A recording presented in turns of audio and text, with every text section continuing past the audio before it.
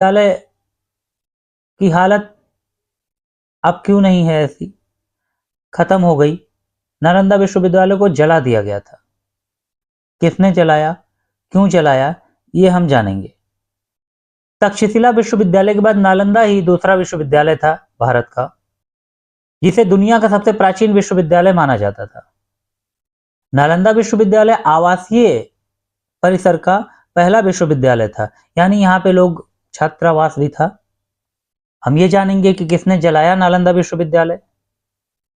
इससे पहले हम ये भी जान लेते हैं कि नालंदा विश्वविद्यालय अचानक से चर्चा में क्यों आया 2025-24 के दौरान में।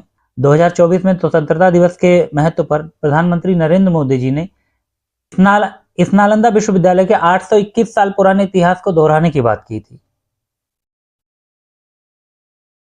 भारतीय स्वतंत्रता दिवस के 78वें स्वतंत्रता दिवस पर भारतीय प्रधानमंत्री जी ने लाल किले से भाषण दिया और नालंदा विश्वविद्यालय के पुनर्जीवित कराने का, यानी फिर से रिस्टोरेशन कराने का, रिकंस्ट्रक्ट कराने का आश्वासन दिया।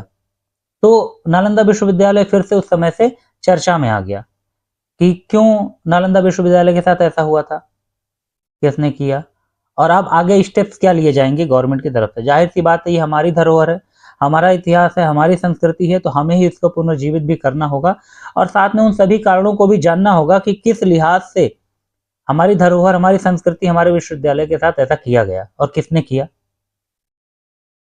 देखिए, नालंदा विश्वविद्यालय सिर्फ भारतीय इतिहास की विरासत नहीं है।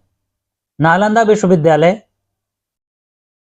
से भारत के साथ साथ एशियाई देशों और कई देशों, विश्व के कई देशों की विरासत जुड़ी हुई है। यह सच है कि भले विश्वविद्यालय को जला दिया जाए, किताबों को जला दिया जाए, लेकिन क्या आग की लपटें वहां के फैले हुए ज्ञान को मिटा सकती हैं? किसी भी राजा या बादशाह या सल्तनत के समय की क्रूरता दिए गए ज्ञान को मिटा सकती है? क्या इतिहास को मिटाना संभव है? नहीं है ना।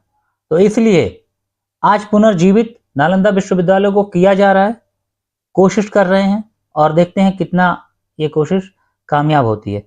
जाहिर सी बात है, हमारे मौजूदा प्रधानमंत्री भारतीय ऐतिहासिक धरोहरों और सांस्कृतिक विरासतों पर ध्यान देते हैं, तो पुनर्जीवित तो होना ही होना है और आगे की सरकारें भी ऐसा करेंगी, क्योंकि ये भारतीय धरोहर है और भारत में भारतीय धरोहर और संस्कृति को जगह नहीं मिलेगी पुनर्जीवित करने की, तो फिर क्या होगा।